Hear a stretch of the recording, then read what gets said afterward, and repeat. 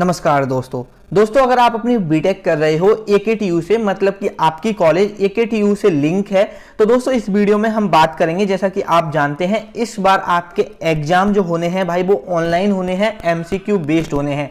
अगर आप बीटेक के फाइनल सेमेस्टर में हैं, फाइनल ईयर में हैं, अगर आपके पास रिन्यूएबल एनर्जी रिसोर्सेज सब्जेक्ट है, तो इस वीडियो में हम यूनिट वाइज एमसीक्यू डिटेल्ड में बात करेंगे। सबसे पहले हम यूनिट 1 के टॉप इंपोर्टेंट एमसीक्यू देखेंगे। जैसे कि आपको पता है किसी भी सब्जेक्ट के अंदर मेनली 5 यूनिट होती हैं, तो भाई इस वीडियो के अंदर मैं रिन्यूएबल एनर्जी रिसोर्सेज के यूनिट 1 से लेके यूनिट 5 तक टॉप इंपोर्टेंट एमसीक्यू डिटेल में हम बात करेंगे। भाई अगर आप इन एमसीक्यू को देख लेते हो एक बार, आप 100% गारंटी देता हूं अपने एग्जाम में पास हो जाओगे, क्योंकि भाई 50 क्वेश्चन आने वाले हैं और यहाँ पर हम हर यूनिट के काफी क्वेश्चन डिस्कस करने वाले हैं। 25-30 क्वेश्चन हर यूनिट में डिस्कस करने वाले हैं, जो कि इंपोर्टेंट एमसीक्यू बनते हैं हर यूनिट से। तो चलिए दोस्तों वीडियो को शुरू कर लेते हैं। उससे पहले यार एक रिक्वेस्ट है, अभी तक आपने ये चैनल सब्सक्राइब नहीं किया है, प्लीज इस चैनल को सब्सक्राइब कर लीजिए ताकि आपको हर वीडियो की लेटेस्ट नोटिफिकेशन मिलेगी सबसे पहले। तो दोस्तों यहाँ पर सबसे पहले हम डिस्कस कर लेते हैं यूनिट 1 के टॉप इंपोर्टेंट एमसीक्यू। तो यहाँ पर सबसे पहले हम एमसीक्यू देखते हैं भाई। तो सबसे पहले यहाँ पर जो आपका एमसीक्यू है वो है भाई the disadvantage of renewable energy. आपका जो डिसएडवांटेज क्या है रिन्यूएबल एनर्जी का, मतलब जो आपकी रिन्यूएबल एनर्जी होती है उसका डिसएडवांटेज क्या होता है, क्या पॉल्यूशन उसमें ज्यादा होता है। दूसरा ऑप्शन है available only in a few places, क्या वो बहुत कम जगहों पर ही अवेलेबल होती है। क्या रनिंग कॉस्ट इज हाई, और भाई यहाँ पर डी ऑप्शन है अनरिलायबल सप्लाई। तो भाई आपको पता है रिन्यूएबल एनर्जी में पॉल्यूशन ज्यादा नहीं होता है, और ऐसा नहीं है कि ये कुछ जगहों पे ही पॉसिबल है, कुछ जगहों पे ही अवेलेबल है, ऐसा भी नहीं है। और भाई इसकी रनिंग कॉस्ट इतनी भी हाई नहीं है कि अगर हम अदर मतलब नॉन रिन्यूएबल एनर्जी के कंपेयर करें तो इसकी रनिंग कॉस्ट ज्यादा हो। तो भाई यहाँ पर जो इसका आंसर है वो है इसका आंसर डी। तो आपका जो राइट आंसर होगा वो होगा अनरिलायबल सप्लाई। अब भाई यहाँ पर हम नेक्स्ट क्वेश्चन देख लेते हैं। आपका नेक्स्ट क्वेश्चन भाई यहाँ पर है A solar cell is an electric device that converts the energy of light directly into electricity. Why? Which effect? भाई आपको पता होगा आपके पास जो एक आपका सोलर सेल होता है वो एक इलेक्ट्रिकल डिवाइस होता है, और वो आपकी जो इलेक्ट्रिकल जो आपकी लाइट की एनर्जी होती है ना, जो सनलाइट एनर्जी होती है उसको वो कन्वर्ट करता है इलेक्ट्रिसिटी में। तो भाई ये किसकी वजह से होता है, तो इसका राइट आंसर है फोटोवोल्टिक इफेक्ट। नेक्स्ट क्वेश्चन भाई यहाँ पर हम बात कर लेते हैं। नेक्स्ट क्वेश्चन है आपका द मेन कंपोनेंट ऑफ बायोगैसेज। भाई बहुत सिंपल क्वेश्चन है और भाई इसका आंसर है मीथेन। तो ये आई होप भाई आपको पता होगा। नेक्स्ट हम यहाँ पर भाई बात कर लेते हैं ministry which is mainly responsible for research and development in renewable energy sources such as solar power, wind power, small hydro biogas etcetera. भाई आपको पता होगी कि बहुत सारे फील्ड के लिए अलग अलग फील्ड के लिए अलग अलग मिनिस्ट्री बनाई जाती हैं। जैसे कि रोड एंड ट्रांसपोर्ट के लिए अलग मिनिस्ट्री होती है, रेलवे के लिए अलग मिनिस्ट्री होती है, वैसे ही भाई एक मिनिस्ट्री बनाई गई है रिन्यूएबल एनर्जी रिसोर्सेज के लिए। आपकी विंड पावर है, सोलर पावर है, स्मॉल हाइड्रो है और आपको बायोगैस है, ये सब रिन्यूएबल एनर्जी रिसोर्सेज है। इनके लिए भी भाई एक मिनिस्ट्री है। तो दोस्तों उस मिनिस्ट्री का नाम क्या है, तो दोस्तों यहाँ पर उस मिनिस्ट्री का नाम है ministry of new and renewable energy. भाई यहाँ पर नेक्स्ट क्वेश्चन है आपका India has a large amount of installed grid interactive renewable power capacity. तो भाई इसका राइट आंसर क्या होगा, small hydro power, solar power, wind power, biogas power. तो भाई यहाँ इसका जो राइट आंसर है वो है option C wind power. Next question भाई हम बात कर लेते हैं, नेक्स्ट क्वेश्चन देख लेते हैं। नेक्स्ट क्वेश्चन है आपका world first 100% solar powered international airport. भाई ये बता दूं ये लास्ट ईयर भी आपका क्वेश्चन पूछा गया था, क्योंकि लास्ट ईयर एमसीक्यू बेस्ड ही पेपर हुए थे, और भाई लास्ट ईयर आपके जो एमसीक्यू बेस्ड हुए थे वो ऑफलाइन हुए थे, लेकिन ये क्वेश्चन आया था। तो भाई इस क्वेश्चन का जो आंसर है वो है भाई ऑप्शन बी कोचीन केरला। और भाई इस क्वेश्चन का मतलब ये है कि वर्ल्ड में सबसे पहला कौन सा इंटरनेशनल एयरपोर्ट है जो कि 100% सोलर पावर्ड है, मतलब कि सोलर से चलने वाला, वहां पर कोई भी काम हो रहा है वो सब काम सोलर की एनर्जी की वजह से हो रहा है। तो वो कौन सा आपका इंटरनेशनल एयरपोर्ट है, वो है आपका कोचीन का। और भाई ये सिर्फ भारत का नहीं है, यहाँ पर वर्ल्ड लिखा हुआ है। तो अगर वहां पर आप सोचो ये कोचीन केरला में, क्या पता ये भारत का, वहां पर वर्ल्ड देखो तो यहाँ भी भाई वर्ल्ड ही लिखा हुआ है।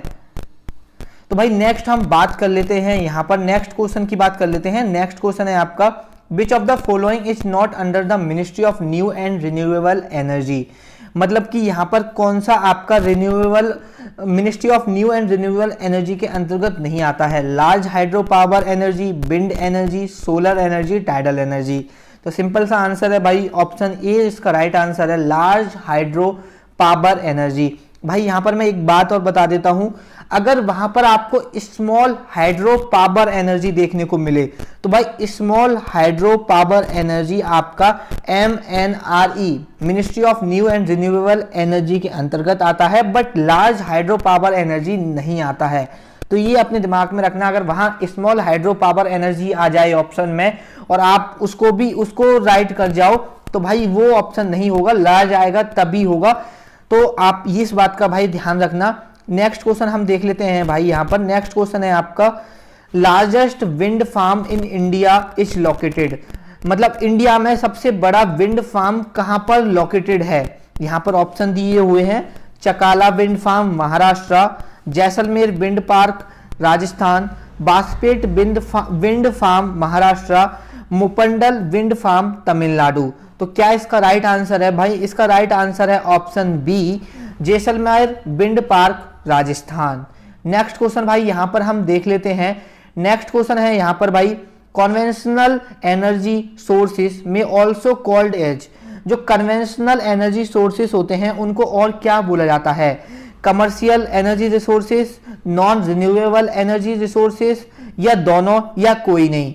तो भाई इसका जो राइट आंसर है वो है ऑप्शन सी। आप कन्वेंशनल एनर्जी रिसोर्सेस को कमर्शियल एनर्जी रिसोर्सेस भी बोल सकते हो, नॉन रिन्यूएबल एनर्जी सोर्सेस भी बोल सकते हो।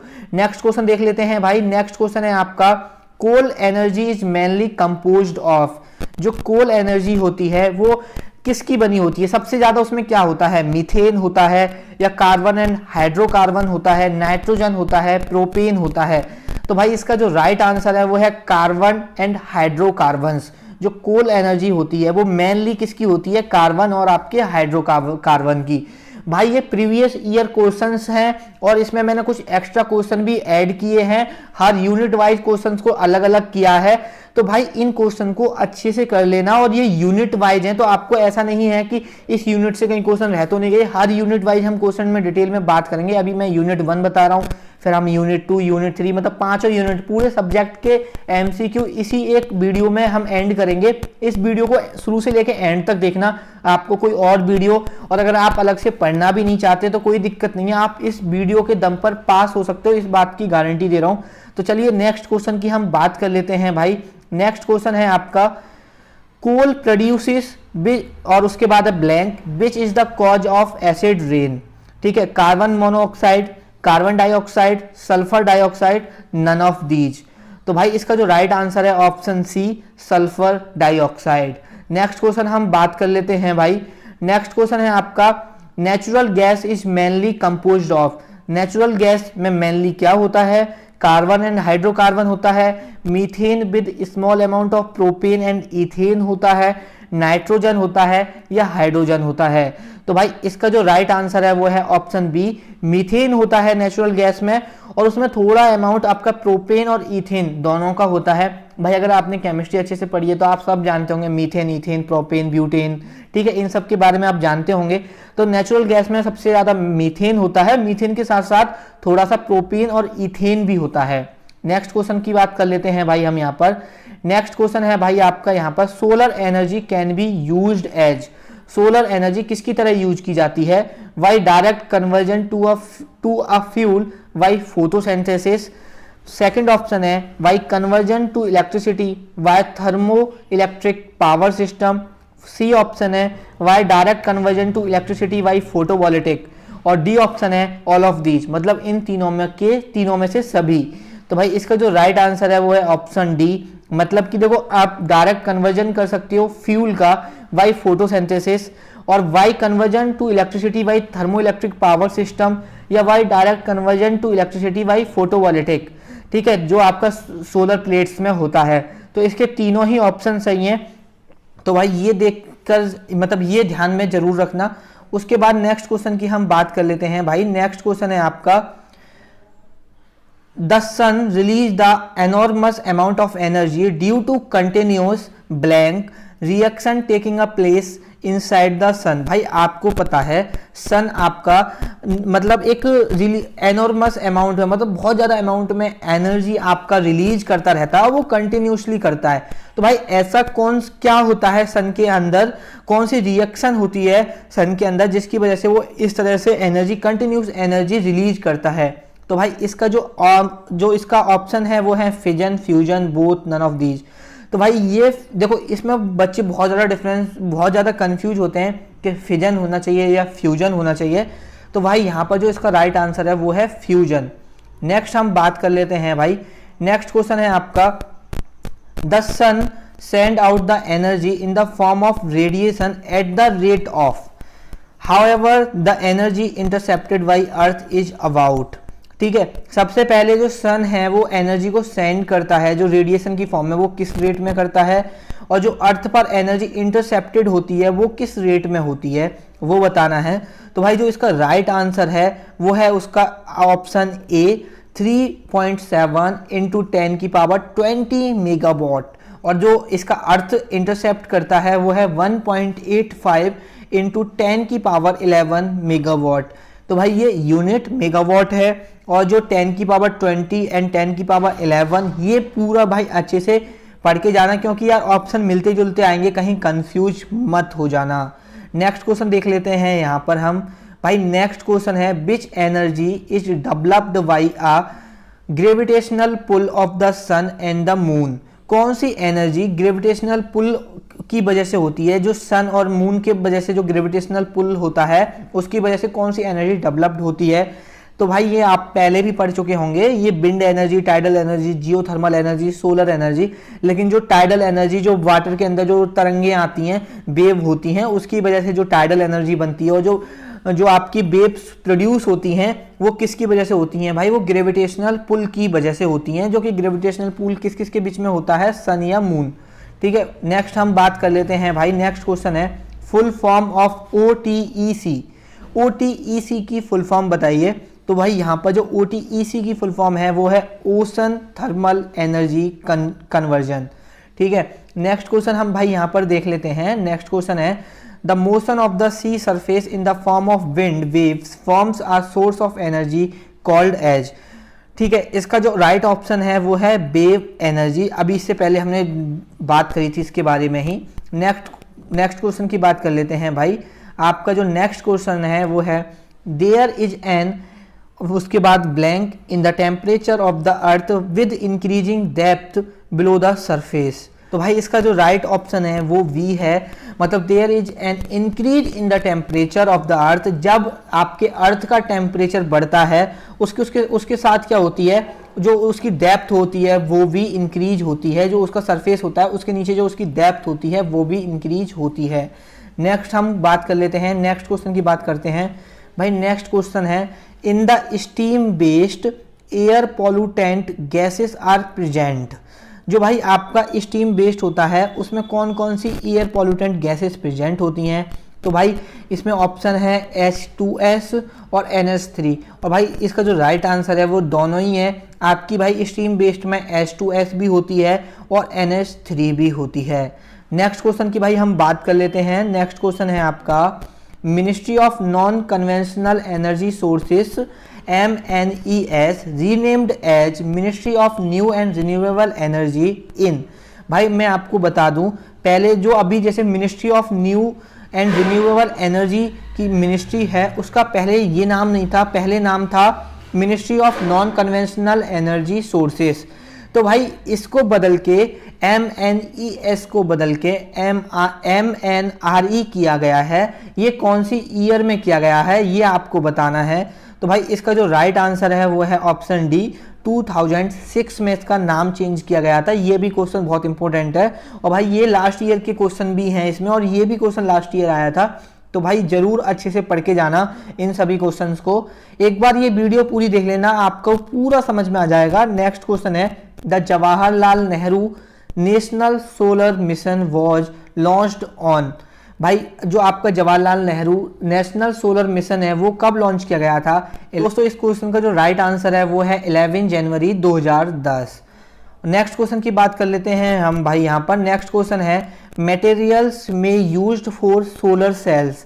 सोलर सेल्स के लिए कौन से मटेरियल यूज किए जा सकते हैं वो पूछा गया है। बहुत ज़्यादा इंपॉर्टेंट क्वेश्चन है भाई। तो यहाँ पर ये जितने भी ऑप्शन दिए गए हैं सारे ऑप्शन ही सही हैं। तो भाई ये फॉर्मूला में दिए गए हैं, इनके नाम भी आपसे पूछे जा सकते हैं, तो वो भी आप इनके नाम भी देख लेना और ये फॉर्मूले जरूर याद रखना है, क्योंकि वो नाम नहीं दिए फॉर्मूले दिए तो भाई आपको पता होने चाहिए। उसके बाद नेक्स्ट क्वेश्चन की हम बात कर लेते हैं। नेक्स्ट क्वेश्चन है the choice of a material for solar cell depends on the. जो आपकी मटेरियल की चॉइस होती है, जो आप सोलर सेल होता है उसका जो मटेरियल होती है उसकी जो चॉइस होती है वो किस पर डिपेंड करती है? तो भाई इसका ऑप्शन है ऑप्शन डी, उसकी कॉस्ट पर डिपेंड करती है, बैंड एनर्जी गैप पे डिपेंड करती है, उसकी एफिशिएंसी पे डिपेंड करती है। नेक्स्ट क्वेश्चन की बात कर लेते हैं। Photons of quantum energy blank can not be contribute to photo electric current production. इसका राइट आंसर है H B smaller than E G. तो भाई ये याद करना, ठीक है। नेक्स्ट क्वेश्चन है cell quantity is maximum when the value of fill factor approaches to. भाई जो आपकी सेल क्वांटिटी होती है वो कब मैक्सिमम होती है? जो फिल फैक्टर होता है वो आपका ग्रेटर होना चाहिए, यूनिटी से इक्वल होना चाहिए, लेसर होना चाहिए। तो इसका राइट आंसर है भाई इक्वल होना चाहिए यूनिटी के।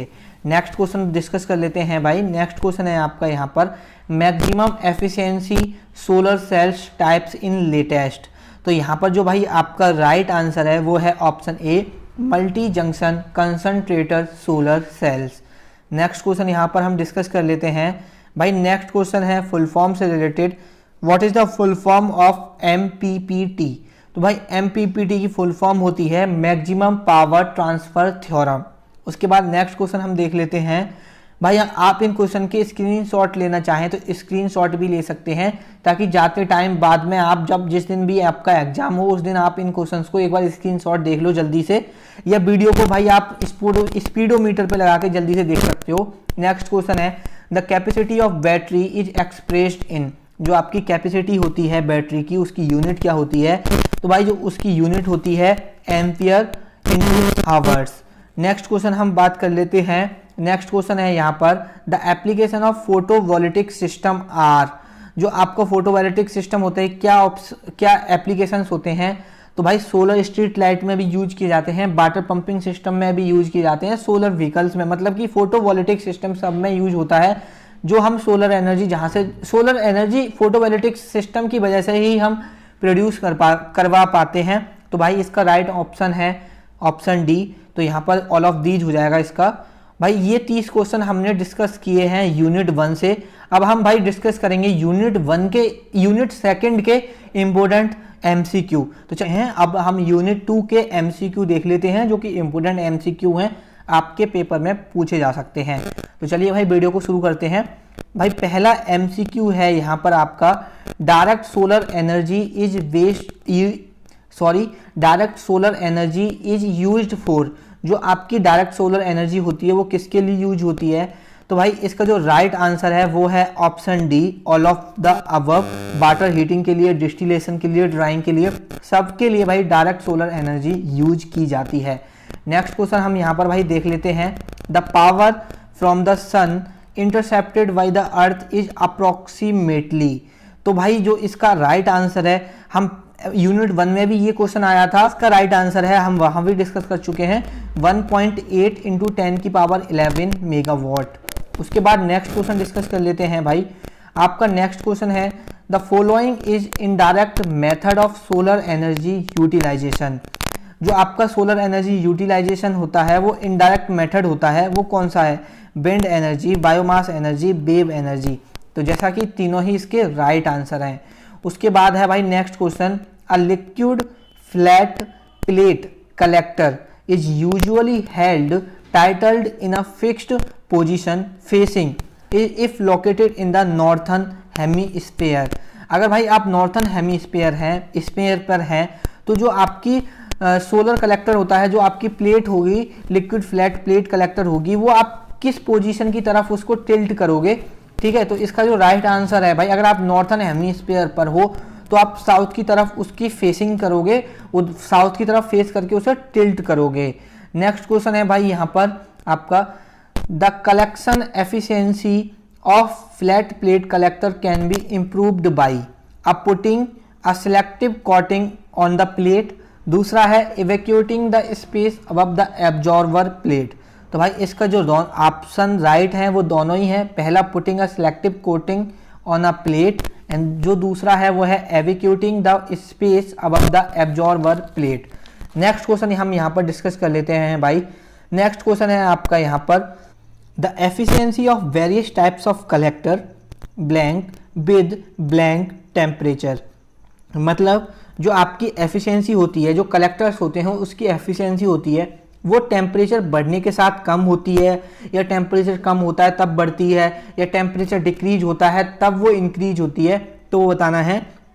तो भाई यहाँ पर जो राइट आंसर है वो है the efficiency of various types of collectors decrease, कम होती है विद इंक्रीजिंग टेम्परेचर। अगर हम टेम्परेचर को बढ़ाएंगे तो कलेक्टर्स की एफिशिएंसी डिक्रीज होती है। नेक्स्ट क्वेश्चन डिस्कस कर लेते हैं यहाँ पर। नेक्स्ट क्वेश्चन है आपका, मैक्सिमम एफिशिएंसी इज ऑब्टेन्ड इन। आपकी जो मैक्सिमम एनर्जी है वो किस में ऑब्टेंड की जा सकती है, फ्लैट प्लेट कलेक्टर में, या एवेक्यूटेड ट्यूब कलेक्टर में, या लाइन फोकसिंग कलेक्टर में, या पैरावोलियोड डिस्क कलेक्टर में। तो भाई इसका जो राइट आंसर है वो है पैरावोलियोड डिस्क कलेक्टर। और भाई यहाँ पर जो नेक्स्ट क्वेश्चन है वो क्वेश्चन है, the following type of energy is stored as latent heat. तो भाई कौन सी एनर्जी को हम लेटेंट हीट की तरह स्टोर कर सकते हैं, तो बहुत अच्छे से आपको पता होगा, थर्मल एनर्जी। नेक्स्ट क्वेश्चन है भाई यहाँ पर, which of the following type of collector is used for low temperature system. ठीक है, तो आपका जो राइट आंसर है वो राइट आंसर है फ्लैट प्लेट कलेक्टर। ठीक है, नेक्स्ट क्वेश्चन हम डिस्कस करते हैं। नेक्स्ट क्वेश्चन है आपका, in the paraboloid disc concept the concentrator tracks the sun by rotating about, कितने एक्सिस पर रोटेट करता है आपका।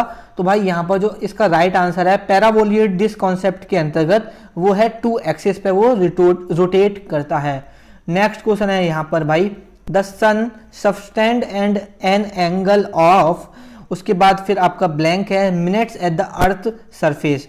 जो सन है आपका वो जो अर्थ के कितने एंगल पे सबटेंड्स है, तो भाई यहाँ पर जो वो आंसर है वो है 32 मिनट्स। अब आप कहोगे यार एंगल 32 मिनट्स में कैसे हो सकता है, तो भाई एंगल को हम मिनट्स में भी मेजर किया जाता है, इनकी ये अलग, आपने भाई मैथ पढ़ा होगा, आपने रेडियन वगैरह पढ़े हैं तो आप जरूर इसको समझ रहे होंगे। नेक्स्ट क्वेश्चन है यहाँ पर भाई आपका, the value of solar constant. जो आपकी वैल्यू होती है सोलर कांस्टेंट की क्या होती है, तो आपको बहुत अच्छे से पता होगा भाई, 1367 वॉट पर मीटर स्क्वायर। अब भाई नेक्स्ट क्वेश्चन की बात कर लेते हैं। नेक्स्ट क्वेश्चन है आपका, the extra terrestrial radiation flux varies. जो आपका एक्स्ट्रा टेरेस्ट्रियल रेडिएशन फ्लक्स होता है वो कितने से कितने परसेंटेज वेरी करता है, तो भाई जो इसका राइट आंसर है वो है +-3.3।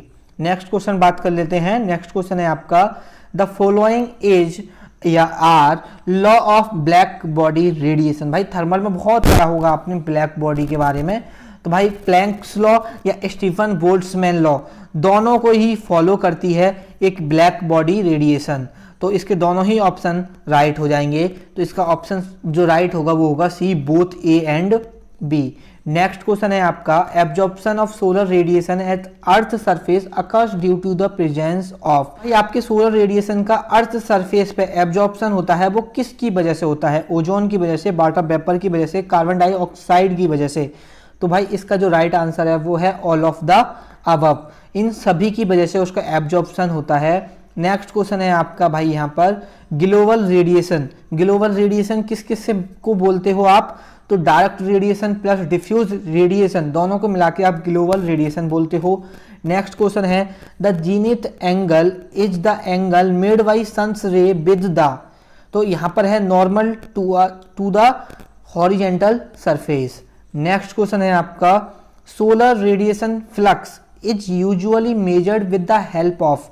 जो आपका सोलर रेडिएशन फ्लक्स होता है वो किसके द्वारा मेजर किया जाता है, तो वो उसका राइट आंसर है पायरोनोमीटर। ठीक है, ऑप्शन बी इसका भाई राइट आंसर हो जाएगा।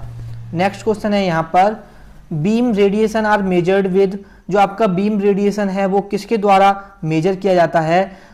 तो भाई इसका जो राइट ऑप्शन है वो है option B pyrheliometer. Next question देख लेते हैं यहाँ पर भाई। नेक्स्ट क्वेश्चन है, the angle made by the plane surface with the horizontal is known as. Plane surface जब हॉरिजॉन्टल पर एंगल बनाती है तो उसको क्या बोलते हैं? तो बहुत सिंपल सा क्वेश्चन है, उसको हम स्लोप कहते हैं।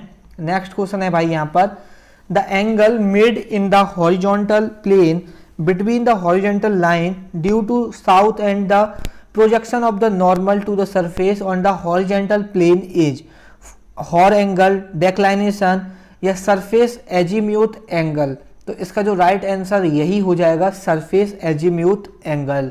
यहाँ पर नेक्स्ट क्वेश्चन देख लेते हैं हम भाई। नेक्स्ट क्वेश्चन है, सरफेस एजीम्यूथ एंगल वेरीज फ्रॉम। तो भाई जो सरफेस एजीम्यूथ एंगल होता है वो -180 डिग्री से 180 डिग्री वेरी करता है। नेक्स्ट क्वेश्चन है भाई यहाँ पर, the hour angle is equivalent to.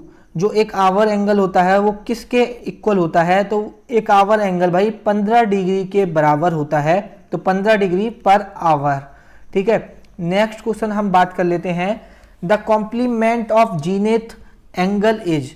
तो जो भाई कॉम्प्लीमेंट होता है इसका वो होता है सोलर एल्टीट्यूड एंगल। ठीक है, ये ध्यान रखना भाई, इंपोर्टेंट क्वेश्चन है। नेक्स्ट क्वेश्चन की बात कर लेते हैं हम यहाँ पर, the correction has a magnitude of dash minutes for every degree difference in longitude. तो भाई यहाँ पर 6 मिनट का डिफरेंस होता है, आपको पता होना चाहिए। नेक्स्ट क्वेश्चन है भाई यहाँ पर, the global radiation reaching a horizontal surface on the earth is given by. तो भाई इसका जो राइट आंसर है वो है hourly beam radiation plus hourly diffuse radiation. Next question की हम बात कर लेते हैं हम यहाँ पर भाई। आपका नेक्स्ट क्वेश्चन है, the ratio of the beam radiation flux falling on a tilted surface to that falling on a horizontal surface is called. तो उसको हम भाई टिल्ट फैक्टर बोलते हैं। तो ये आपके यूनिट सेकंड के क्वेश्चन यहाँ पर खत्म होते हैं। तो दोस्तों अब हम यूनिट थर्ड के इंपॉर्टेंट एमसीक्यू एक्सप्लेन कर लेते हैं, उनके बारे में बात कर लेते हैं। जो सबसे पहला एमसीक्यू है वो है, in an open cycle MHD steam power plant the temperature at the entrance of MHD duct. जो हमारे MHD डक्ट पर जो एंट्रेंस पर जो टेम्परेचर होना चाहिए वो कितना होना चाहिए, हमें ये केल्विन में बताना है। तो भाई इसका जो राइट आंसर है वो है, इसका राइट आंसर ए 2500 से लेके 3000 तक इसके बीच में इसका जो एंट्रेंस टेम्परेचर है वो होना चाहिए। अब हम नेक्स्ट क्वेश्चन है यहाँ पर, the air at the entrance of MHD duct is seeded with potassium up to. जो हमारा एयर होता है एंट्रेंस MHD डक्ट में वो पोटेशियम के साथ कितने % तक सीडेड किया जाएगा? तो भाई इसका जो राइट आंसर है वो इसका राइट आंसर है 1%। नेक्स्ट क्वेश्चन हम बात कर लेते हैं भाई। नेक्स्ट क्वेश्चन है यहाँ पर, air pollution in an MHD steam power plant is caused due to the formation of which of the following compound.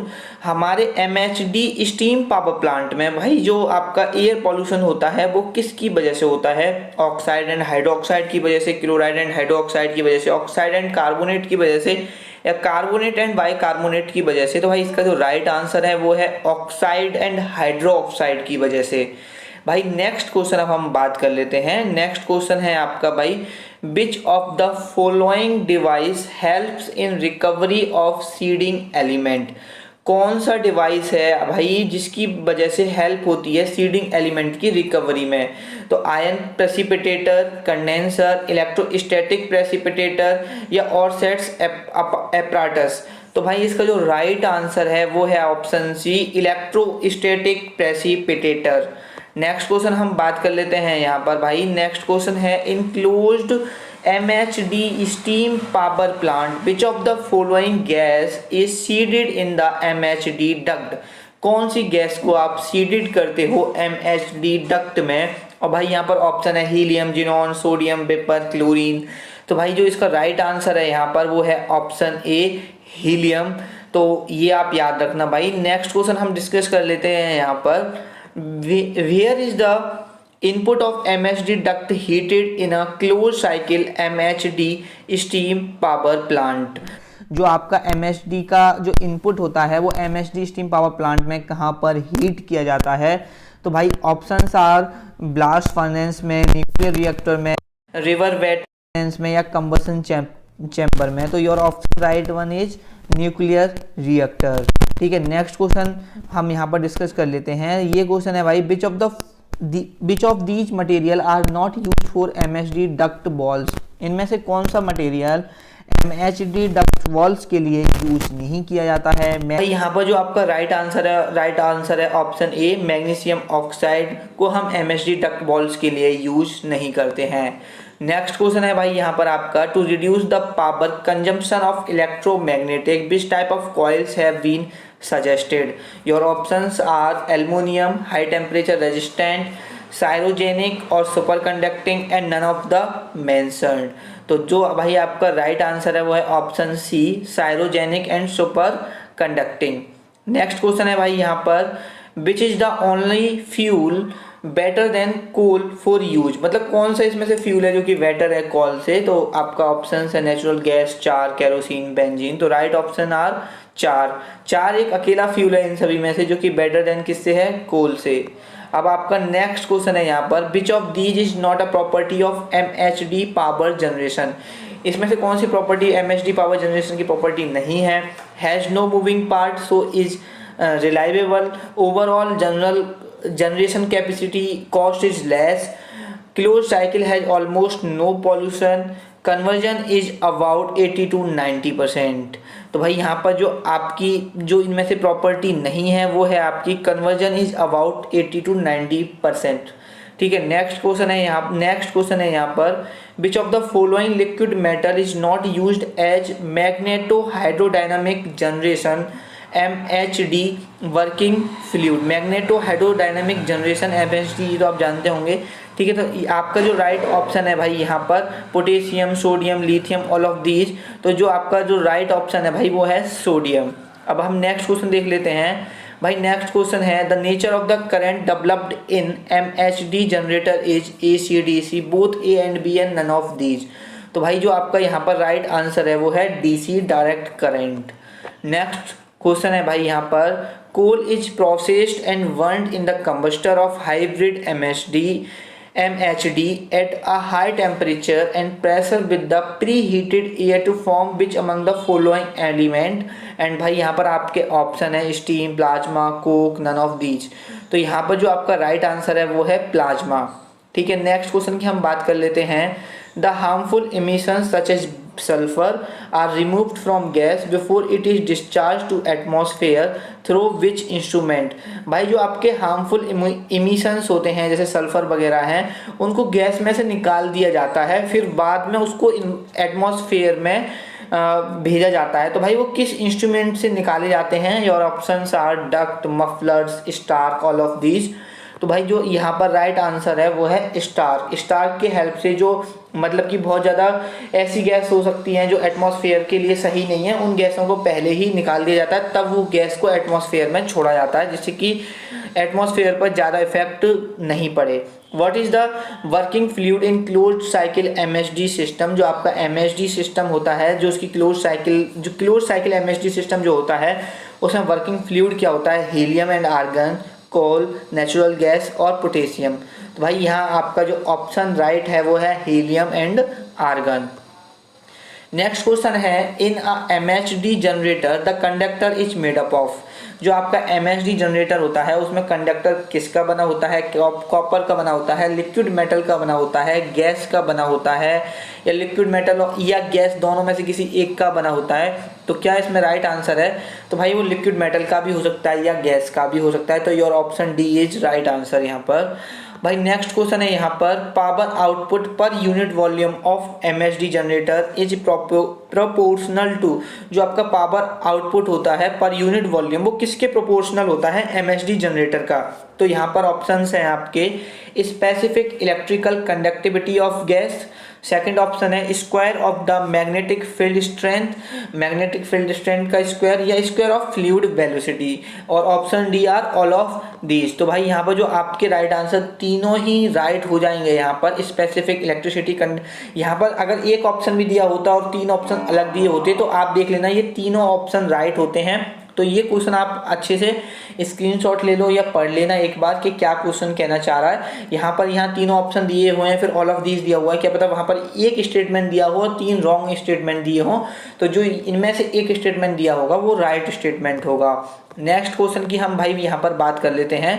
भाई नेक्स्ट क्वेश्चन आपका, मैंने इस यूनिट को अलग अलग डिवाइड किया पहले एमएसडी में, अब यहाँ पर हम फ्यूल सेल से रिलेटेड क्वेश्चन देखेंगे। अब fuel cell is used to convert chemical energy into, जो आपके फ्यूल सेल होते हैं वो केमिकल एनर्जी को किस में कन्वर्ट करते हैं।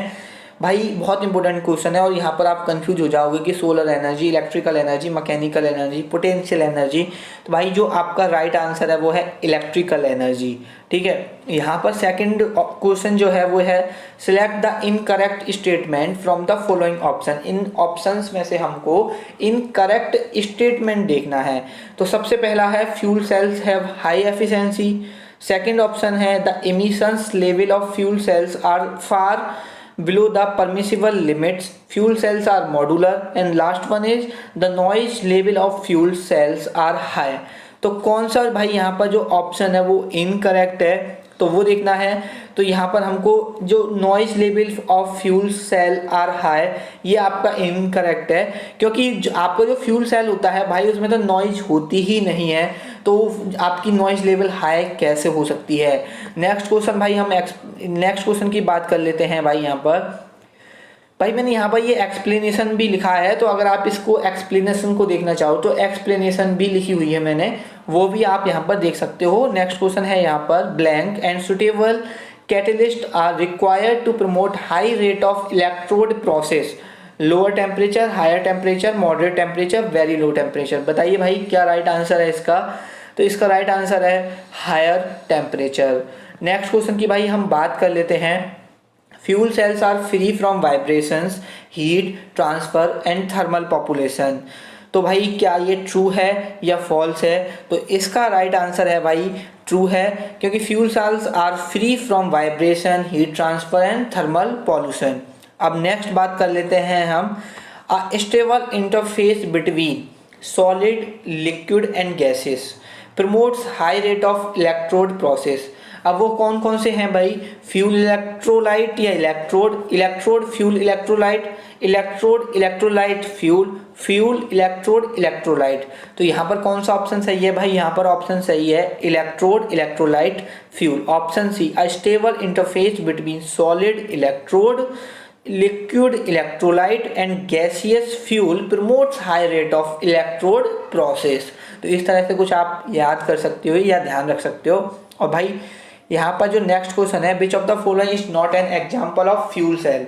इनमें से कौन सा है जो कि एग्जाम्पल नहीं है फ्यूल सेल का, वो देखना है।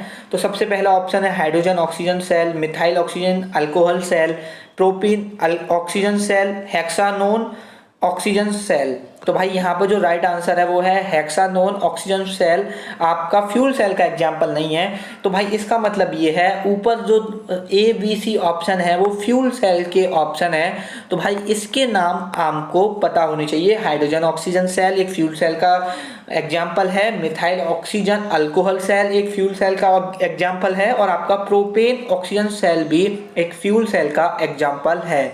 अब हम यहाँ पर नेक्स्ट क्वेश्चन की बात कर लेते हैं। नेक्स्ट क्वेश्चन है the electrolytic solution used in a hydrogen oxygen fuel cell is 70% KOH solution, 25% KOH solution, 75% NaOH solution और 25% NaOH सॉल्यूशन। मतलब जो आपका इलेक्ट्रोलाइटिक सॉल्यूशन है जो कि हाइड्रोजन ऑक्सीजन फ्यूल में यूज किया जाता है वो कितना किया जाता है और किसका सॉल्यूशन यूज किया जाता है, KOH का या यहाँ पर आपका NaOH का।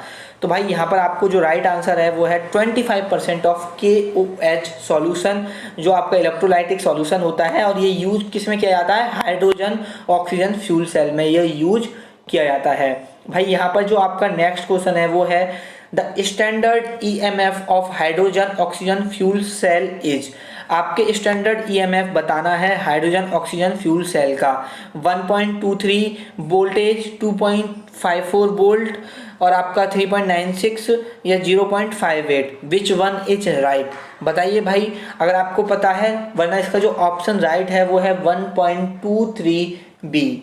तो यहाँ पर आपको भाई ये पता होना चाहिए। इस तरह से ही क्वेश्चन बन सकते हैं आपसे भाई, और किसी जैसे कि और फ्यूल सेल भी मैंने अभी आपको बताए थे ना, तो उनके भी आपसे स्टैंडर्ड ईएमएफ पूछ सकता है, तो वो भी आपको पता होनी चाहिए। नेक्स्ट क्वेश्चन की बात हम भाई कर लेते हैं। The residual product discharge by the hydrogen oxygen cell is. आपका हाइड्रोजन पर ऑक्साइड या alcohol, water, potassium permanganate. तो यहाँ पर भाई जो राइट ऑप्शन है वो है वाटर। अब नेक्स्ट क्वेश्चन की हम बात कर लेते हैं भाई। Hydrogen oxygen fuel cell can produce drinking water of potable quality. तो क्या ये सही है या गलत है? तो भाई इसका जो राइट आंसर है वो ऑप्शन ए है, ट्रू है मतलब ये। नेक्स्ट क्वेश्चन की बात कर लेते हैं हम। Fuel cell convert chemical energy to electrical energy using a reaction that.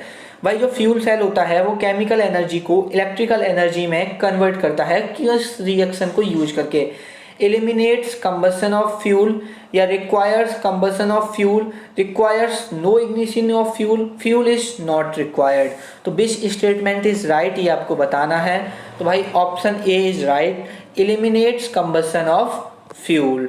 तो यहाँ पर भाई आपका जो सेकंड क्वेश्चन है fuel cell performance is not limited by. जो आपकी फ्यूल सेल की परफॉर्मेंस होती है वो कहाँ तक सीमित नहीं है? First law of thermodynamics, second law of thermodynamics, third law of thermodynamics, या all three laws are applicable. तो विच वन इज राइट? तो right option are second law of thermodynamics. Next question की बात कर लेते हैं। Which of these device does negative charge carriers flow from anode to cathode in the external circuit. तो भाई इसका जो राइट ऑप्शन है वो है आपका डी, फ्यूल सेल। तो भाई फ्यूल सेल से रिलेटेड अच्छे से पढ़ के जाना, बहुत क्वेश्चन बनने वाले हैं फ्यूल सेल से भाई। Fuel cell is considered a battery in which blank is continuously replaced. तो भाई इसका ऑप्शन है क्या? Fuel only, oxidizer, both fuel and oxidizer, none of the mentioned, के इनमें से कोई नहीं। तो इसमें भाई फ्यूल और ऑक्सीडाइजर दोनों ही आप कंटिन्यूसली रिप्लेस्ड किए जा सकते हैं। नेक्स्ट क्वेश्चन है यहाँ पर भाई। The type of reaction in the fuel cell is not determined by. आपकी जो फ्यूल सेल की रिएक्शन है वो किसके द्वारा आप डिटरमाइन नहीं कर सकते हो? Fuel and oxidizer combination, composition of electrolyte, या material of anode and cathode, catalytic effect of reaction container. आपका जो राइट ऑप्शन है वो डी ऑप्शन है, catalytic effect of reaction container की हेल्प से आप ये नहीं बता सकते हो कि ये किस टाइप की रिएक्शन है फ्यूल सेल में, ठीक है। उसके बाद भाई नेक्स्ट क्वेश्चन है आपका, what is the voltage output of hydrogen oxygen fuel cell. अब भाई ये भी इंपॉर्टेंट ऑप्शन है। अब देखो इसमें सारी नेगेटिव में वैल्यू दी हुई है और ये बोल्ट में दी हुई है। सबसे पहले इस बात में कंफ्यूज मत होना। तो इसका जो राइट ऑप्शन है -1.23, क्योंकि स्टार्टिंग में भाई 1.23 होती है, तो ये वैल्यू तो आपको एग्जैक्टली याद रखनी है। उसके बाद भाई नेक्स्ट क्वेश्चन है, what is the voltage output of carbon oxygen fuel cell. जो आपके वोल्टेज आउटपुट होते हैं कार्बन ऑक्सीजन फ्यूल सेल में वो क्या होते हैं?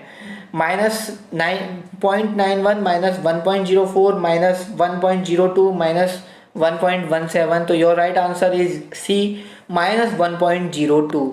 अब भाई यहाँ पर the voltage output of carbon oxygen fuel cell is -1.02 volt.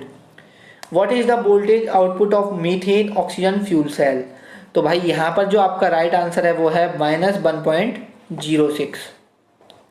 Next question है यहाँ पर, which of these gases are or liquid are not used as source of hydrogen in fuel cells। मतलब कि इनमें से कौन सी गैस या लिक्विड्स आप सोर्स ऑफ हाइड्रोजन की तरह यूज नहीं करते हो फ्यूल सेल में। तो C2H6 या C2H2, C6H6 या C2H5OH, which one is right. तो राइट ऑप्शन इज C2H5OH, ठीक है। यहाँ पर नेक्स्ट क्वेश्चन है आपका, the hydrocarbon cracked with steam in fuel cell do not give rise to. Carbon monoxide, carbon dioxide, hydrogen, water, क्या है ऑप्शन राइट? तो भाई option D is right, your water. The cracking of fuel in the fuel cells does not give rise to water. यहाँ पर does की spelling गलत लिखी हुई है भाई। नेक्स्ट क्वेश्चन है यहाँ पर, which of these should not be property of fuel cell electrodes. यहाँ पर से कौन सी प्रॉपर्टी फ्यूल सेल इलेक्ट्रोड्स की प्रॉपर्टी नहीं है? सबसे पहली प्रॉपर्टी है good electrical conductor, highly resistant to corrosive environment, should perform charge separation, take part in chemical reaction. भाई यहाँ पर कौन सा सही है? तो यहाँ पर ऑप्शन डी सही, take part in chemical reaction, मतलब कि ये प्रॉपर्टी नहीं है फ्यूल सेल की। भाई नेक्स्ट क्वेश्चन है यहाँ पर, which of these fuel cell operate at temperature below 100 degree Celsius. तो phosphoric fuel cell, solid polymer electrolyte fuel cell, molten carbon fuel cell या हाइड्रोजन ऑक्सीजन फ्यूल सेल। तो यहाँ पर जो राइट ऑप्शन है भाई वो है molten carbon fuel cell. Next question की बात कर लेते हैं यहाँ पर, which of these fuel cell operate at high temperature and pressure? High temperature solid oxide fuel cell, alkaline fuel cell, molten carbon fuel cell, phosphoric acid fuel cell। तो भाई जो राइट ऑप्शन है C, the molten carbon fuel cell operates at high temperature and pressures. तो भाई ये unit 3 के यहाँ पर जो जितने भी इंपॉर्टेंट एमसीक्यू हैं वो खत्म होते हैं। अब हम यूनिट 4 के इंपॉर्टेंट एमसीक्यू की बात करेंगे। तो चलिए भाई अब हम यूनिट 4 के इम्पोर्टेंट एमसीक्यू की बात कर लेते हैं। तो यहाँ पर जो सबसे पहला क्वेश्चन है यहाँ पर भाई, सबसे पहला क्वेश्चन है थर्मोकपल इज अ। थर्मोकपल क्या है आपका? टर्सरी ट्रांसड्यूसर है, सेकेंडरी ट्रांसड्यूसर है, प्राइमरी ट्रांसड्यूसर है या नन ऑफ द अबव। ये भाई आपको बताना है। तो इसका राइट आंसर है प्राइमरी ट्रांसड्यूसर। थर्मोकपल आपका एक प्राइमरी ट्रांसड्यूसर है। नेक्स्ट क्वेश्चन की हम बात कर लेते हैं यहाँ पर। नेक्स्ट क्वेश्चन है आपका, operation of thermocouple is based on. जो आपका थर्मोकपल का ऑपरेशन है वो किसके ऊपर बेस्ड होता है? पेल्टियर इफेक्ट या सीवैक इफेक्ट या थॉमसन इफेक्ट या ऑल ऑफ द मेंशन्ड। तो भाई जो आपका ऑपरेशन होता है थर्मोकपल का वो तीनों पर ही डिपेंड करता है, पेल्टियर इफेक्ट, सीवैक इफेक्ट और थॉमसन इफेक्ट। तो इसका जो ऑप्शन होगा राइट वो डी ऑप्शन राइट हो जाएगा, ऑल ऑफ द मेंशन्ड। यहाँ पर भाई नेक्स्ट क्वेश्चन की बात कर लेते हैं। आपका नेक्स्ट क्वेश्चन है, पहले ब्लैंक है फिर है describe current flow between two junctions formed by two different metals. तो भाई यहाँ पर आपको करंट फ्लो, जो इनमें से कौन सा करंट फ्लो डिस्क्राइब करता है दो जंक्शंस के बीच में, जो कि दो जंक्शंस हैं वो आपके वो दो डिफरेंट मेटल से बने हुए हैं, उनके बीच में अगर करंट फ्लो हो रहा है तो कौन सा इफेक्ट उसको डिस्क्राइब करता है करंट फ्लो को? तो यहाँ पर ऑप्शंस हैं आपके Peltier effect, Thomson effect, Seebeck effect. तो यहाँ पर जो राइट ऑप्शन है वो है पेल्टियर इफेक्ट। नेक्स्ट क्वेश्चन है यहाँ पर भाई आपका, इन closed circuit if the current I flow through a resistance R and heat generated by the resistance is equal to I square R, it is known as। तो भाई इसको बोलते हैं हम जूल इफेक्ट। नेक्स्ट क्वेश्चन की बात कर लेते हैं। नेक्स्ट क्वेश्चन है, अमाउंट ऑफ हीट लिबरेटेड और absorbed when 1 ampere current passed is called. भाई जो आपकी अमाउंट ऑफ हीट है वो लिबरेट होती है या आप कह सकते हो एब्जॉर्ब होती है जब 1 एम्पियर का करंट पास होता है, तो उसको क्या बोलते हैं? तो भाई उसको बोलते हैं पेल्टियर कॉफिशिएंट। नेक्स्ट क्वेश्चन देख लेते हैं। आपका नेक्स्ट क्वेश्चन है, total Seebeck effect can be found as. तो इसका ऑप्शन है पार्शियली पेल्टियर होता है एंड थॉमसन इफेक्ट होता है।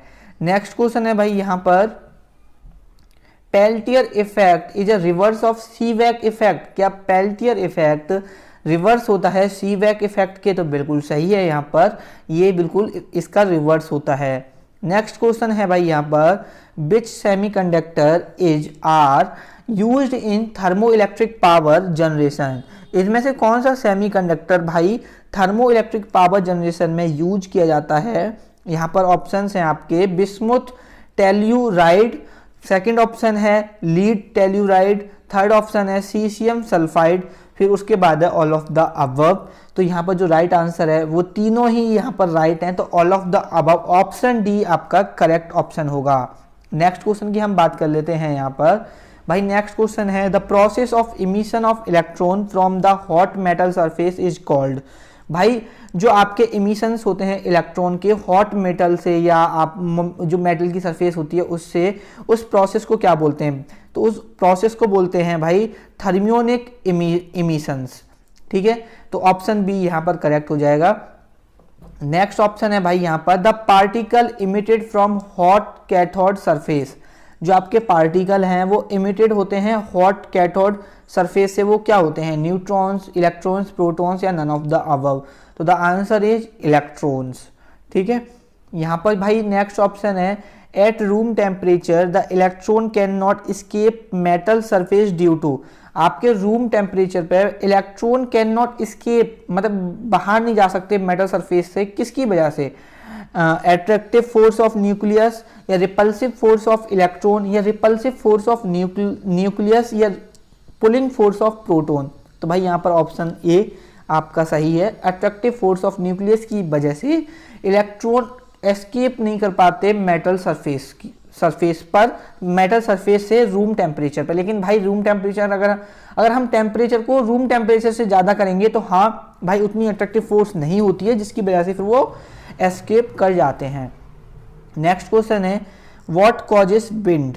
विंड किसकी वजह से होती है? रोटेशन ऑफ अर्थ या आपके sun heating the atmosphere, variation in earth surface. भाई बहुत सिंपल सा क्वेश्चन है, ये तीनों ही इसके राइट है, तो ऑप्शन डी आपका करेक्ट ऑप्शन हो जाएगा। What is the earliest record use for wind mills. ठीक है, तो यहाँ पर जनरेटिंग इलेक्ट्रिसिटी, पंपिंग वाटर, जोस्टिंग या ग्राइंडिंग ग्रेन। तो सबसे पहले भाई जो विंड मिल्स यूज किए जाते थे वो पंपिंग वाटर के लिए यूज किए गए थे।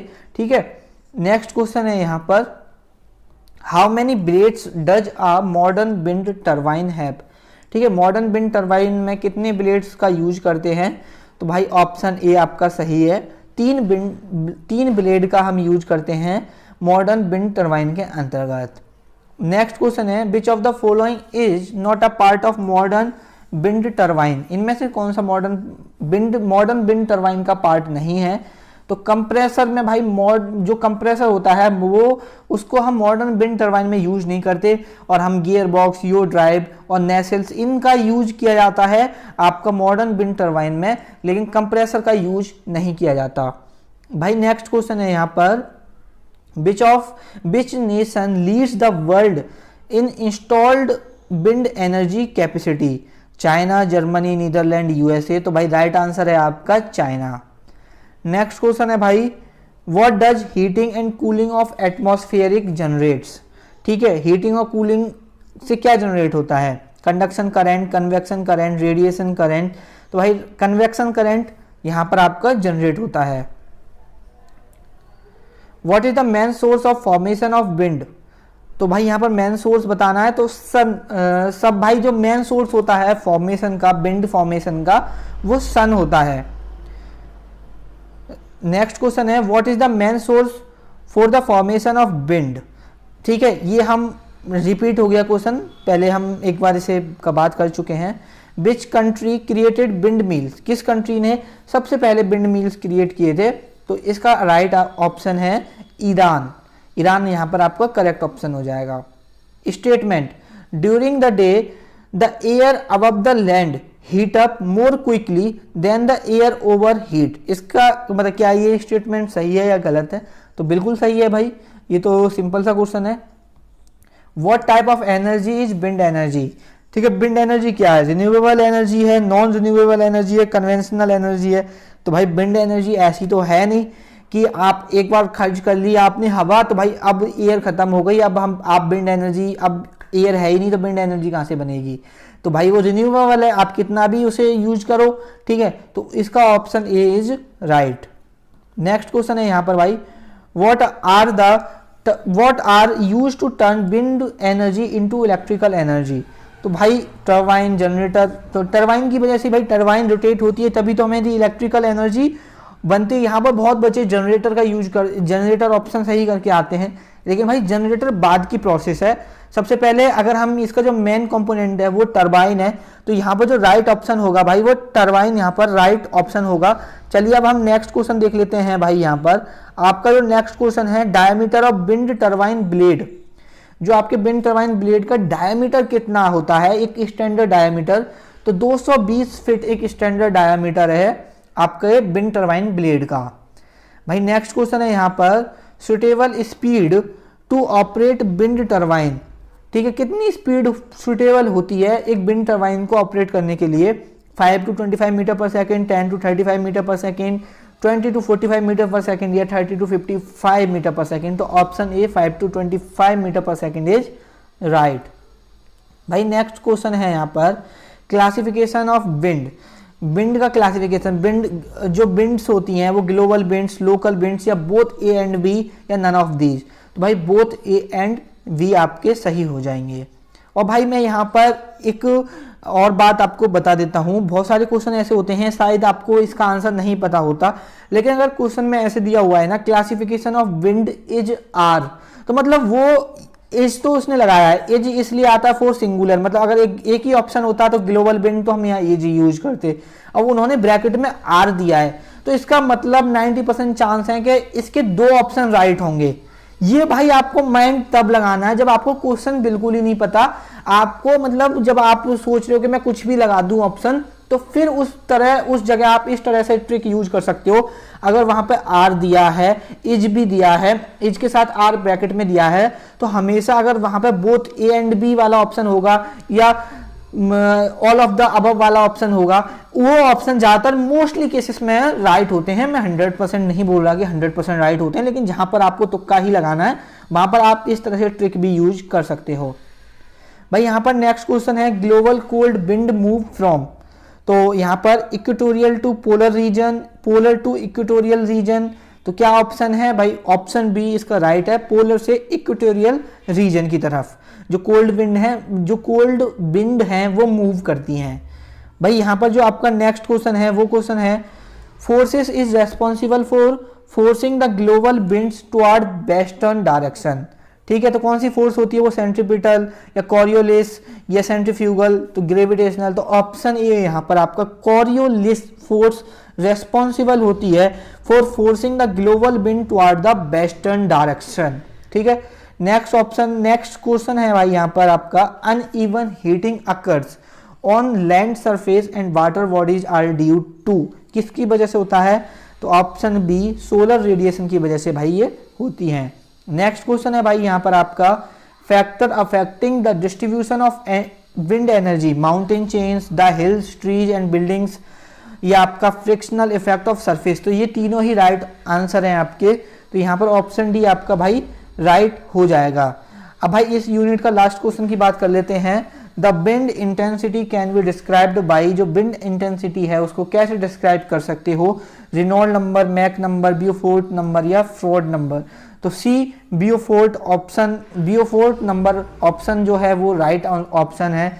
तो भाई यहाँ पर यूनिट 4 के मोस्ट इंपोर्टेंट एमसीक्यू खत्म होते हैं। अब हम बात करते हैं भाई यूनिट 5 जो इस सब्जेक्ट की लास्ट यूनिट है। अब भाई हम लास्ट यूनिट की बात कर रहे हैं, रिन्यूएबल एनर्जी रिसोर्सेज के यूनिट 5 के टॉप एमसीक्यू के बारे में। तो चलिए वीडियो को आगे शुरू करते हैं। भाई पहला आपका क्वेश्चन है यहाँ पर, हमने यहाँ पर भाई अलग अलग थोड़े सब टॉपिक में डिवाइड किया हुआ है। पहला टॉपिक है ओशन थर्मल एनर्जी कन्वर्जन, तो इससे रिलेटेड कैसे कैसे एमसीक्यू आ सकते हैं। फर्स्ट एमसीक्यू है भाई यहाँ पर, the ocean thermal energy conversion is uses, मतलब OTEC किसके लिए यूज किया जाता है, energy difference, potential difference, temperature difference, kinetic difference. तो भाई ये आपका जो यूज किया जाता है वो टेम्परेचर डिफरेंस के लिए यूज किया जाता है, ठीक है। नेक्स्ट क्वेश्चन की बात कर लेते हैं हम यहाँ पर भाई, OTEC कब डेवलप किया गया था, ओशन थर्मल एनर्जी कन्वर्जन कब डेवलप किया गया है, तो भाई 1880 में ये डेवलप किया गया था। और भाई एक ये it is the base loaded electricity generation है। और भाई नेक्स्ट क्वेश्चन बात कर लेते हैं हम यहाँ पर, the OTEC is constructed in, OTEC construct कब किया गया? तो 1926, ऑप्शन डी भाई 1926 में OTEC कंस्ट्रक्ट किया गया था। अब हम नेक्स्ट क्वेश्चन की बात कर लेते हैं। The by product of the ocean thermal conversion is hot water, cold water, chemical या गैस? तो भाई इसका ऑप्शन है cold water. The by product of the ocean thermal energy conversion is cold water.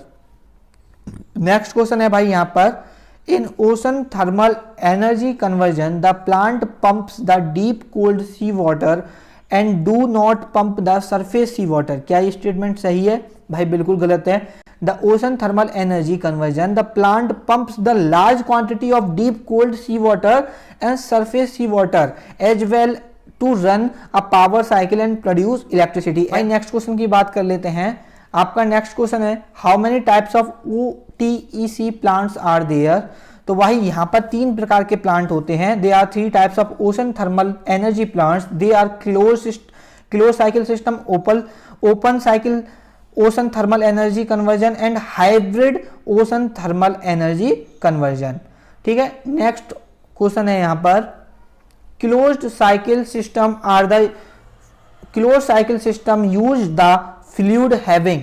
Close cycle system कौन से मतलब fluid को use करते हैं कि फ्लूइड में क्या होना चाहिए? हाई बॉइलिंग पॉइंट होना चाहिए फ्लूइड का, लो बॉइलिंग पॉइंट होना चाहिए, हाई विस्कोसिटी होनी चाहिए, लो विस्कोसिटी होनी चाहिए।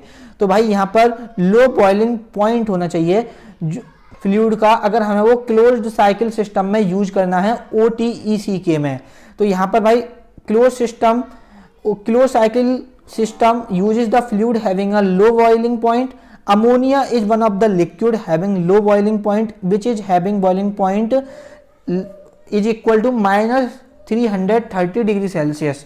तो भाई देखो एक तरह से ये भी क्वेश्चन आ सकता है कि कौन सा क्लोज साइकिल सिस्टम में कौन सा हम यूज किया जाता है, क्या कौन सा फ्लूइड यूज किया जाता है? तो वहां पर जो ऑप्शन है वो है भाई राइट अमोनिया NH3, जिसका बॉइलिंग पॉइंट भी अगर पूछ लिया जाए तो -330 डिग्री सेल्सियस होता है।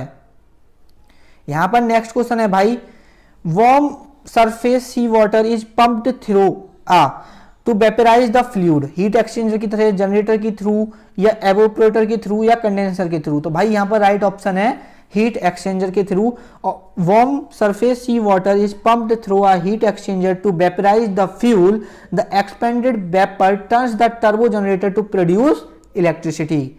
नेक्स्ट क्वेश्चन है भाई यहां पर, the heat exchanger blank the vapour into a liquid which is recycled, condense, heat, cools, evaporate? तो भाई यहां पर कंडेंस आपका राइट ऑप्शन हो जाएगा। नेक्स्ट क्वेश्चन है, open cycle OTEC uses surface water directly to make electricity, hot, warm, cool या icy? तो वार्म वाटर यूज करते हैं, warm surface water directly to make electricity. Next question है भाई यहां पर, in some cases the steam drives the low pressure turbine attached to electrical generator। क्या ये स्टेटमेंट ट्रू है? बिल्कुल, in some cases the steam drives the low pressure turbine attached to the electrical generator। Next question है भाई यहां पर, the steam leaves the, steam में से क्या निकलता है? सॉल्ट, एल्युमिनियम, कॉपर या सिल्वर? तो सॉल्ट। यहां पर बहुत सिंपल सा क्वेश्चन है भाई। नेक्स्ट क्वेश्चन है यहां पर, the open cycle system produces, यहाँ पर इम्प्योर, डिसैलिनेटेड या कॉन्टिमिनेटेड या क्लोरिनेटेड? तो भाई ऑप्शन ए डिसैलिनेटेड आपका राइट आंसर हो जाएगा यहाँ पर। The open cycle system produce desalinated water and fresh, it is suitable for, ये आपका जो वाटर होता है आप इसे ड्रिंकिंग के लिए यूज कर सकते हैं, इरिगेशन के लिए यूज कर सकते हैं, एग्रीकल्चर के लिए भी यूज कर सकते हैं। नेक्स्ट क्वेश्चन है भाई यहाँ पर आपका, इन फिर blank method the sea water enters a vacuum chamber and flash evaporated, close cycle system, open cycle system, hybrid OTEC या नाइदर क्लोज नॉर ओपन? तो ऑप्शन सी भाई इसका हाइब्रिड OTEC सही ऑप्शन हो जाएगा। Hybrid OTEC method the sea water enters a vacuum chamber and flash evaporated. ठीक है, नेक्स्ट क्वेश्चन है भाई यहां पर, depending on the embodiment blank technique generate power from hydro electric turbine? तो यहां पर राइट आंसर है steam lift pump. Depending on the embodiment steam lift pump technique generate power from the hydro electric turbine. Next question है भाई यहाँ पर जो topic से रिलेटेड है वो है अब टाइडल एंड वेब पावर, ठीक है। अब नेक्स्ट इससे रिलेटेड देख लेते हैं। Tidal energy is a form of, tidal energy किसकी फॉर्म है? तो टाइडल एनर्जी एक हाइड्रो पावर की फॉर्म है। Tidal power is also called tidal energy, tidal power को टाइडल एनर्जी भी कहते हैं। It is the form of hydro power, ये एक हाइड्रो पावर की फॉर्म होती है। It convert energy obtained from tides into useful forms of power. ये भाई जो आपकी एनर्जी होती है टाइड्स की, उसको कन्वर्ट करती है यूजफुल फॉर्म ऑफ पावर में, जो कि मेनली किसके लिए यूज की जाती है, मतलब उस एनर्जी को कन्वर्ट कर देती है इलेक्ट्रिसिटी में। सिंपल हम इस वे में बोल सकते हैं। नेक्स्ट क्वेश्चन है tidal energy has kinetic for future electricity generation, potential, wind power या सोलर पावर। तो potential, tidal energy has potential for future electricity generation. देखो यहाँ पर पोटेंशियल को छोड़ के सब, अगर आपने ये क्वेश्चन नहीं पढ़ा फिर भी इसका आप राइट कर पाओगे, क्योंकि वो एक अलग एनर्जी की फॉर्म है। पोटेंशियल का मतलब भाई आप कोई एनर्जी वगैरह नहीं होती है। टाइडल एनर्जी में मतलब पोटेंशियल है कि वो फ्यूचर इलेक्ट्रिसिटी जनरेट कर सके, ठीक है। अब नेक्स्ट क्वेश्चन है यहाँ पर भाई, which of the following is the best form of energy that can be used eight any time. कौन सी एनर्जी है जिसको हम कभी भी यूज कर सकते हैं? तो वही एनर्जी, देखो विंड एनर्जी को अगर विंड की स्पीड ज़्यादा नहीं है या विंड नहीं है, यूज नहीं किया जा सकता। अगर नाइट में आप सोलर एनर्जी का यूज नहीं कर सकते, तो ऐसे ही, लेकिन भाई टाइडल एनर्जी को आप कभी भी यूज किया जा सकता है। नेक्स्ट क्वेश्चन है भाई यहाँ पर, the world large scale tidal power plant is. तो भाई यहाँ पर जो आपका रेंस टाइडल पावर प्लांट है वो वर्ल्ड का large scale tidal power plant है, ठीक है। और भाई the world largest tidal power plant is Reigns tidal power plant, it is located at France. ये भी पूछा जा सकता है कि सबसे बड़ा टाइडल पावर प्लांट कहाँ पर है, तो भाई वो आपका फ्रांस में है, तो ये आपको भाई पता होना चाहिए। नेक्स्ट क्वेश्चन है भाई यहाँ पर आपका, the oceanic tides are due to. Oceanic tides होती हैं वो किसकी वजह से होती हैं? तो भाई ग्रेविटेशनल इंट्रैक्शन की वजह से होती है, due to moon and sun. Next question है भाई यहाँ पर आपका, tidal power is practically exhaustible, inexhaustible, not possible, complicated. तो टाइडल पावर्स कैसी होती हैं भाई? इनऑब्जेस्टिबल होती हैं। Tidal power is practically inexhaustible, oceanic tide exist at any time and their occurrence is certain and most predictable. यहां पर next question है, movement of tide causes the loss of. जो आपका मूवमेंट होता है टाइड्स का, वो किसकी वजह से होता है? किस loss of static energy in earth moon system, frictional energy या मैकेनिकल एनर्जी। तो भाई यहाँ पर मैकेनिकल एनर्जी आपका सही ऑप्शन हो जाएगा। नेक्स्ट क्वेश्चन है भाई यहाँ पर, the loss of mechanical energy due to the movement of tides in the earth moon system causes the rotation of earth slow. ठीक है, इसकी वजह से जो आपका अर्थ का रोटेशन होता है वो स्लो हो जाता है। नेक्स्ट क्वेश्चन है यहाँ पर, the slow down of earth rotation due to the loss of mechanical energy of earth moon system is since 4.5 billion years from the earth formation. Last question है भाई यहाँ पर इस यूनिट का और इस सब्जेक्ट का भी, during the last 620 billion years the earth period of rotation is slower then that of rotation of earth since it's formation. तो भाई यहाँ पर हमने रिन्यूएबल एनर्जी की 5 यूनिट के बारे में डिस्कस किया। First unit, second unit, third unit, fourth unit, सभी के इंपॉर्टेंट एमसीक्यू डिस्कस किए। अगर आप ये वीडियो देख के भी चले जाते हो, कंप्लीट वीडियो अगर आपने देखी है, अगर इनमें से ही आपके 50 क्वेश्चन में से आप अच्छा स्कोर कर पाओगे अपने सब्जेक्ट के अंदर, आपको अलग से ज़्यादा पढ़ने की जरूरत नहीं है। अगर आपको 50 आउट ऑफ 50 चाहिए तो आप अलग से अच्छे पढ़ लीजिएगा, लेकिन आपको पास होना है, थोड़ा सा अच्छा स्कोर भी भाई यहाँ से इस वीडियो को देखने के बाद आपके आ सकते हैं। इस बात की भाई मैं गारंटी दे रहा हूँ। बस वीडियो को आपने अच्छे से देखा हो और आपको ये वीडियो याद रहे, इसके ऑप्शंस याद रहें, ये आपने अच्छे से समझी हो। 1-2 बार और देख लेना वीडियो को, और आप जब जाते टाइम रिवाइज कर लेना, एक बार लास्ट में इस वीडियो को देख लेना। ये वीडियो बहुत ज़्यादा हेल्पफुल रहेगी, एक वीडियो ही आपका पूरा एग्जाम करा देगी। तो चलिए दोस्तों, वीडियो को खत्म करते हैं यहीं पे। आई होप भाई ये अपने दोस्तों के साथ भी इस वीडियो को शेयर कर दो जिन जिनका एग्जाम है रिन्यूएबल एनर्जी रिसोर्सेज का। बाय बाय, टेक केयर दोस्तों, आपसे मुलाकात होगी किसी नेक्स्ट वीडियो में।